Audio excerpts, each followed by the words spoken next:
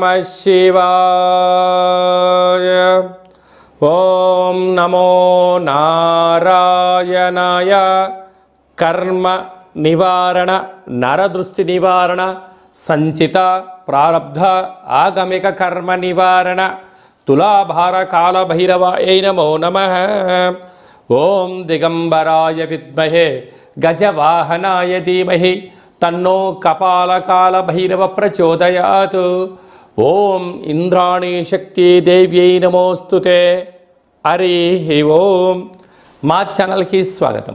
చూస్తున్న వీక్షకులకు, ప్రేక్షకులకు, ప్రియ కాళ భైరవ భగవద్బంధులకి స్వాగతం పలుకుతూ మమ్మల్ని ఎంతగానో ఆదరిస్తూ ఉండబడినటువంటి ప్రియ సోదర సోదరీమణులకు అందరిపైనను, సనాతన ధర్మ సంరక్షకులకు, జ్యోతిష్య అభిమానులకు అందరికీ కూడా స్వాగతం పలుకుతూ, ఆదివారం అమావాస్య పుష్యమి నక్షత్ర సందర్భంగా అందరికీ నిండు నూరేళ్ల ఆయురారోగ్యాలను ప్రసాదించాలని శ్రీ కాళీ సమేత కాళభైరవ స్వామిని వేడుకుందాం.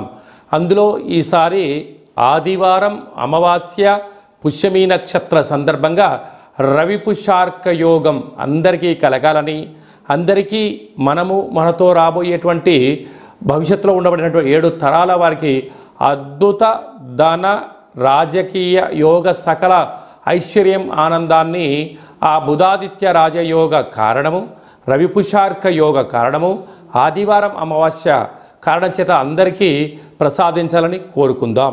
1/8/2024 నుండి 15/8/2024 వరకు పుట్టినటువంటి వారందరికీ కూడా ముందస్తుగా జన్మదిన శుభాకాంక్షలు. గతంలో వివాహం చేసుకున్న వారికి వివాహ వార్షికోత్సవ శుభాకాంక్షలు. ద్వాదశ రాశుల్లో గ్రహ గమనాన్ని ఒకసారి వీక్షింపచేద్దాం. వృషభ రాశిలో కుజుడు మరియు దేవగురు బృహస్పతి సంచార స్థితి, కర్కాటక రాశిలో రవి సంచార స్థితి, సింహరాశిలో బుధ శుక్ర సంచార స్థితి, కన్యరాశిలో కేతు భగవానుడు సంచార స్థితి, కుంభరాశిలో శని భగవానుడు వక్రగమన సంచార స్థితి, మీనరాశిలో రాహు సంచార స్థితితో ద్వాదశ రాశుల్లో గ్రహ గమనాలు ఈ విధంగా ఉన్నాయి. మకర రాశి వారికి ఒకవైపు ఏళ్లనాటి శని చివరార్ధ సంచార స్థితి ఉండడం, కుంభరాశిలో శని భగవానుడు వక్రగమన సంచార స్థితి ఉండడం, వీరికి అష్టమంలో బుధ శుక్ర సంచార స్థితి సంచారం చేయనప్పుడు ఆదివారం అమావాస్య పుష్యమి నక్షత్ర సందర్భంగా ఎలాంటి విధులను పాటించాలి, ఆనంద సిద్ధి, ఆరోగ్య సిద్ధి, అక్షయ సిద్ధి, వారు ఏదైతే అనుకుంటున్నారో అన్నింటా విజయం సాధించగలగాలో ఎలాంటి విధులను పాటించాలో ఈ వీడియోలో తెలుసుకుందాం. మకర రాశిలో ఏ నక్షత్రాలు వస్తాయనగా ఉత్తరాషాఢ నక్షత్రంలోని 3వ పాదం, 4వ పాదం, 2వ పాదం, అలాగనే శ్రవణ నక్షత్రంలోని 4 పాదాలు, ధనిష్ఠా నక్షత్రంలోని 1, 2 పాదములు కలిపితే మకర రాశి అవడం జరుగుతుంది. చాలామందికి పుట్టినటువంటి కాల సమయంలో డేటా బర్త్లు లేనటువంటి కారణం వలన పేరు యొక్క మొదటి అక్షరాన్ని అనుసరిస్తూ రాశిని తెలుసుకునే ప్రయత్నం చేద్దాం. బో, జా, జీ, జూ, జే, జో, ఘా, గి అక్షరాల వారందరూ కూడా ఈ యొక్క మకర రాశి జాతకులు అని చెప్పి గమనించాలి. వీరికి ఒకవైపు ఏళ్లనాటి శని చివరార్ధ సంచార స్థితి, కుంభరాశిలో శని భగవానుడు వక్రగమన సంచార స్థితిలో ఉన్నప్పుడు, అలాగనే ఈ ఆదివారం అమావాస్య పుష్యమి నక్షత్ర సందర్భంగా తెల్ల జిల్లేడు యొక్క వృక్షం చుట్టూ ప్రదక్షిణ, తెల్ల జిల్లేడు వృక్షం దగ్గర దీపము, ఈ అమావాస్య రోజున పైన కొమ్మలు వధింపచేసి ఒక వినాయకుడు రూపం కలిగినటువంటి వేరును బయటికి తీసుకొని వాటిని బాగా శుద్ధి పెట్టి పంచామృతములతో అభిషేకం చేసి సింధూరాన్ని పూసుకొని ఇంట్లో తంత్ర వరసిద్ధి మహాగణపతి అష్టకాల భైరవ హోమ కార్యక్రమాన్ని చేసుకొని గృహంలో పూజా మందిరంలో ఉంచినట్లయితే ఇంట్లో ఉండబడినటువంటి వాస్తు దోషము, నరదృష్టి దోషము, యంత్ర మంత్ర తంత్ర పరతంత్ర తాంత్రికపరమైన దోషాలు తొలగిపోయి ఆనంద సిద్ధి, ఆరోగ్య సిద్ధి, ఐశ్వర్య సిద్ధి, అక్షయ సిద్ధి, మీరు ఏదైతే అనుకుంటారో 16 రకాల సిద్ధులు మకర రాశి వారు సొంతమవుతాయని చెప్పి గమనించాలి. అలాగనే వీరికి తృతీయంలో రాహు ఉండడం వల్ల అన్నదమ్ములతో, అక్కాచెల్లెలతో స్నేహపూర్వక వాతావరణాన్ని ఏర్పరచుకోవాలి. సంతాన స్థానంలో కుజగురు సంచార స్థితి ఉండడం వల్ల నూతనంగా వివాహమైన వారికి సంతాన యోగం, ఐశ్వర్య యోగం, విదేశీయాన యోగం కలుగుతుందని చెప్పి గమనించాలి. సప్తమంలో రవి సంచార స్థితి ఉండడం వలన నూతనంగా వివాహ ప్రయత్నం చేసేవారికి ప్రయత్నం అనుకూలించడం, నూతన వాహనాలు, క్రయ విక్రయాలు యోగదాయకం అని చెప్పి గమనించాలి. అలాగనే డాక్టర్లు, సాఫ్ట్వేర్లు, హార్డ్వేర్లు, యానిమేషన్స్, క్రియేటివిటీ రంగాల్లో ఉండబడిన వారు, ఆహార ఉత్పత్తులు, కిరాణం స్టోరు, రియల్ ఎస్టేటు, జిమ్ సెంటర్లు, వ్యాపారవేత్తలు, చర్మ సౌందర్యమైన వ్యాపారాలు, కేశ సౌందర్య వ్యాపార కార్యక్రమం చేసేవారందరికీ ఇది చాలా మంచి కాలము అని చెప్పి గమనించాలి. ముఖ్యమైనటువంటి పండగల గురించి క్లుప్తంగా సవివరంగా సంపూర్ణంగా తెలుసుకుందాం. 4వ తారీఖు 8వ నెల 2024 సంవత్సరంలో ఆషాఢమాస బహుళపక్ష ఆదివారము అమావాస్య పుష్యమీ నక్షత్ర సందర్భంగా చాలా మహోన్నతమైన పర్వకాలం అని చెప్పి గమనించాలి. ఆదివారం అమావాస్య వస్తేనే అందరికీ పెద్ద పండగ. అందులో పుష్యమీ నక్షత్రంతో కూడుకున్నటువంటి అమావాస్య కావడం వలన మనకు బహిర్ ప్రాంతాలలో వ్యవసాయ క్షేత్రాల్లో తెల్ల జిల్లేడు వృక్ష ఉండడం జరుగుతూ ఉంటుంది. ఏపుగా పెరిగినటువంటి వృక్ష దేవత కింద శ్వేతార్క వరసిద్ధి మహాగణపతి స్వామివారు వృక్ష రూపంలో ఉండడం జరుగుతుంటుంది. ఆ గణపతి స్వామివారిని తెచ్చుకొని గృహంలో ఉంచుకున్నట్లయితే మనకు భావి తరాలకు 7 తరాల వారికి అద్భుతమైన ఆనంద యోగం, అమృత యోగం, ధనయోగం, రాజకీయ యోగం కలుగుతుందని చెప్పి గమనించాలి.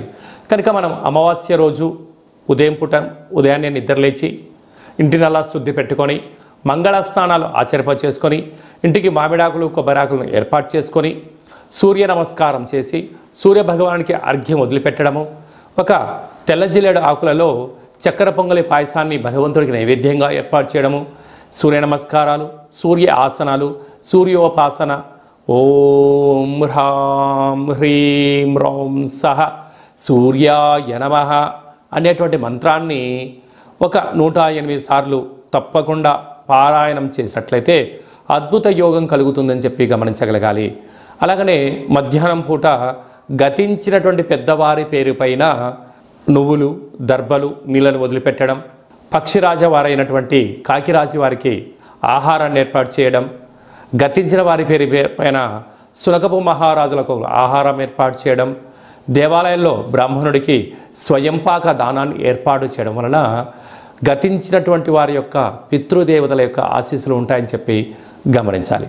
సాయం సంధ్య కాగానే సాయంత్రం 4:30 నుండి 6 గంటల వరకు రాహుకాల సమయం ఉంటుంది కనుక ఇంట్లో ఒక అష్టదళ పద్మాన్ని వేసుకొని నిమ్మకాయలతో దీపాన్ని వెలిగించడము, విష్ణు సహస్రనామ పారాయణం కానీ లలిత సహస్రనామ పారాయణం చేయడం వలన ఇంటిలో రాహుకాలంలో చేసే పూజ ఫలిత ప్రభావం వలన నరదృష్టి, శత్రు ప్రభావాలు తొలగిపోతాయి.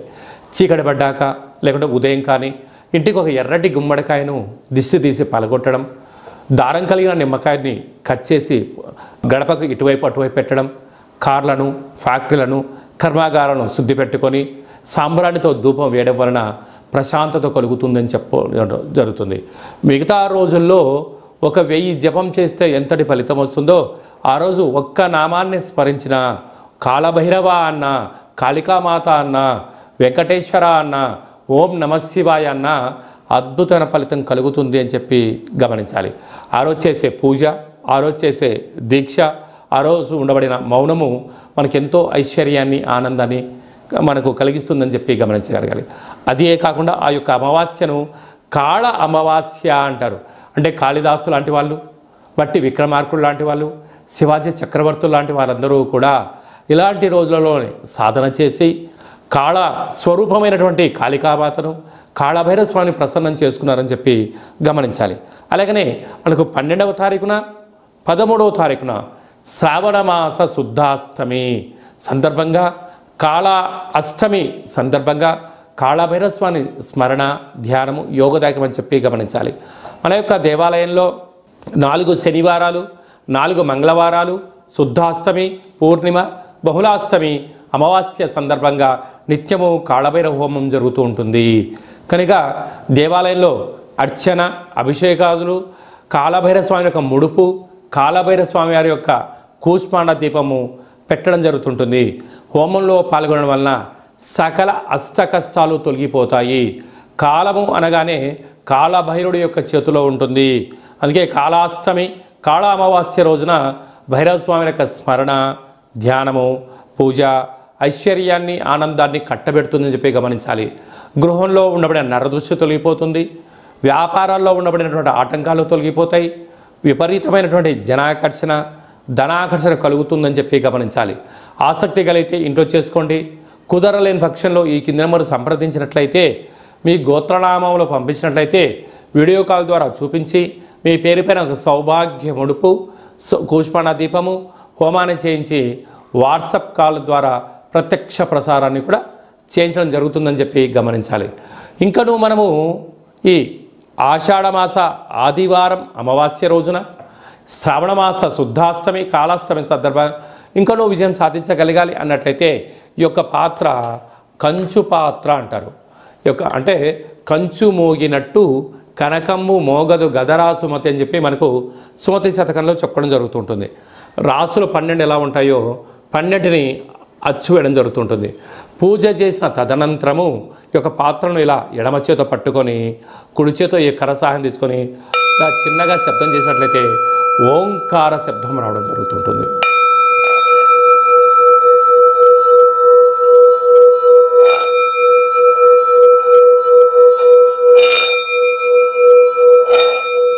ఈ ఒక ఓంకార శబ్దం ధ్వని వలన మానవుని యొక్క శరీరంలో చక్రాలు వికసింపచేయడం, ఇంట్లో ఉండబడినటువంటి దరిద్ర దేవత బయటికి వెళ్ళడం, గ్రామంలో సంచరించేటువంటి మహాలక్ష్మి దేవత గళ్ళు గళ్ళు అంటూ మన ఇంటికి రావడం, మన ఇంట్లో అమ్మవారు కూర్చోవడం వలన సకల ఐశ్వర్యానికి, సకల ఆనందానికి అపార కుబేర సంపన్నులు అవుతారని చెప్పి గమనించాలి. ఈ యొక్క కాళభైరవ స్వామి అక్షయ పాత్ర మరియు మీకు ఒక కాళభైరవ స్వామి ఒక పిరమిడు, డాలరు, కంకణము, కాళభైరవ హోమం చేయించడం జరుగుతుంది. మీకు వాట్సాప్ కాల్ ద్వారా ప్రత్యక్ష ప్రసారాన్ని కూడా చూపించడం జరుగుతుంది. ఆసక్తి గలవారు ఈ కింద నెంబర్ సంప్రదించి ఆ అక్షయ పాత్రను ఇంట్లో ఉంచుకోవడం వలన అద్భుతమైన ఆనందం, ఆరోగ్యం మీ సొంతం అవుతుందని చెప్పి గమనించాలి. అలాగనే మీ వ్యక్తిగత జాతకం తెలుసుకోవాలనుకుంటున్నారా? మీ పుట్టినటువంటి కాల సమయంలో మీకు తల్లిదండ్రులు పెట్టినటువంటి పేరు, డేటు, నెల, సంవత్సరం, సమయం వ్రాసి పంపించినట్లయితే 100 సంవత్సరాల జాతకాన్ని వ్రాసి సవివరంగా పంపించడం జరుగుతుంది. మీరు పుట్టినప్పుడు గ్రహ గమనాలు ఎలా ఉన్నాయి, ప్రస్తుతం ఎలా ఉంటున్నాయి, రాబోయే కాలంలో ఎలా ఉండబోతున్నాయో సవివరంగా సంపూర్ణంగా తెలియజేయడం జరుగుతుంటుంది. అలాగనే చాలామందికి పుట్టినటువంటి కాల సమయంలో డేటా బర్త్లు లేనటువంటి వారందరికీ మీ పేరు యొక్క మొదటి అక్షరాన్ని అనుసరిస్తూ రాసి తెలియచేస్తూ ప్రస్తుత కాలమాన ప్రకారంగా గ్రహ గమనాలు ఎలా ఉన్నాయి, భవిష్యత్తులో ఎలా ఉండబోతున్నాయో అనేటువంటి విషయాన్ని తెలియచేస్తూ రమణ శాస్త్రం ద్వారా అనగా గవ్వల ద్వారా భూత, భవిష్యత్, వర్తమానాన్ని తెలియజేయడం జరుగుతుంది గవ్వల ద్వారా. కనుక డేటా బర్త్లు లేనటువంటి వారికి గవ్వల ద్వారా జ్యోతిష్యాన్ని చెప్పడం జరుగుతుంది. కనుక మన వ్యక్తిగత జాతకాన్ని తెలుసుకుందాం, గ్రహాలలో ఉండబడిన దోషాలను తెలుసుకుందాం, తినేటువంటి ఆహారాల్లో, వేసుకునే వస్త్రాల్లో, చేసే పనుల్లో స్వల్పమైన మార్పులు చేసుకుందాం. అద్భుతమైన, ఆనందకరమైన, ఆరోగ్యకరమైన, కుబేర సంపన్నమైన జీవితానికి స్వాగతం పలుకుతాం. కనుక ఆసక్తి గలవారు ఈ కింద సంప్రదించి అపాయింట్మెంట్ తీసుకొని సంప్రదించగలరు. అలాగనే మీ అబ్బాయికి కానీ అమ్మాయికి కానీ ఎంత ప్రయత్నం చేసినా వివాహం అవ్వడం లేదా? ఎందుకు వివాహం అవ్వడం లేదు? జాతకంలో ఎలాంటి దోషాలు ఉన్నాయి, వివాహం ఎప్పుడవుతుంది, ఎలాంటి అబ్బాయితో అమ్మాయితో కలపడం వలన వీరి యొక్క గణగుణాలు బాగుంటాయో తెలుసుకోవడం జరుగుతుంటుంది. కనుక జాతకాన్ని తెలుసుకుందాం, మంచి వివాహ సంబంధం తెచ్చుకుందాం, భావితరాల్లో మంచి ఆనందకరం జీవితం పొందుదాం. కనుక వచ్చేటువంటి జాతకాన్ని వధూవరుల యొక్క పాదాలు, గుణాలు, సంతాన యోగము, అలాగనే విదేశీయాన యోగము, ఎలాంటి యోగాలు ఉన్నాయో కూడా తెలుసుకుందాం. అలాగే మీ అబ్బాయి కానీ అమ్మాయికి కానీ చిన్నపిల్లలు పుట్టినట్లయితే ఏ మాసంలో పుట్టితే ఎలాంటి పేర్లు పెట్టుకోవాలి, నక్షత్రంలో ఉన్న విశిష్టత ఎంతో కూడా తెలియజేయడం జరుగుతుంటుంది. ఈ యొక్క మాసంలో పుట్టినట్టు రోజు వారందరికీ కూడా, అలాగే వివాహ వార్షికోత్సవం చేసుకుంటున్న వారందరికీ కూడా మన యొక్క దేవాలయంలో ప్రత్యేకంగా కాళభైరవ హోమం చేయించడం జరుగుతుంటుంది. అలాగనే ప్రసాదం కూడా మీకు పంపించడం జరుగుతుంది. మనమందరము కూడా కలియుగ కాలంలో కాళభైరవ స్వామికి స్మరణ చేద్దాం, కష్టాలకు స్వస్తి పలుకుదాం, ఐశ్వర్యానికి స్వాగతం పలుకుతాం. అందరికీ ఆదివారం అమావాస్య పుష్యమీ నక్షత్ర సందర్భంగా ఆశీస్సులు కోరుకుంటూ ఆశీర్వచనం. ఓం కాళకాలాయ విద్మహే కాళాతీతాయ ధీమహి తన్నో కాళభైరవ ప్రచోదయాత్. శతమానం భవతి శతాయు పురుష సతేంద్రియ ఆయుష్యేవేంద్రియే ప్రతిష్టతి. ధనం ధాన్యం బహుపుత్రలాభం శత సంవత్సరం దీర్ఘమాయు. సర్వే జనా సుఖినో భవంతు. లోకా సమస్తా సుఖినో భవంతు. సర్వం కాళభైరవ దేవతార్పణమస్తు. ఈ వీడియో మీకు నచ్చినట్టయితే లైక్ చేయండి, షేర్ చేయండి, మా ఛానల్ని సబ్స్క్రైబ్ చేసుకోండి. అందరికన్నా ముందుగా మీ యొక్క వ్యక్తిగత జాతకం తెలుసుకోవాలనుకుంటున్నారా?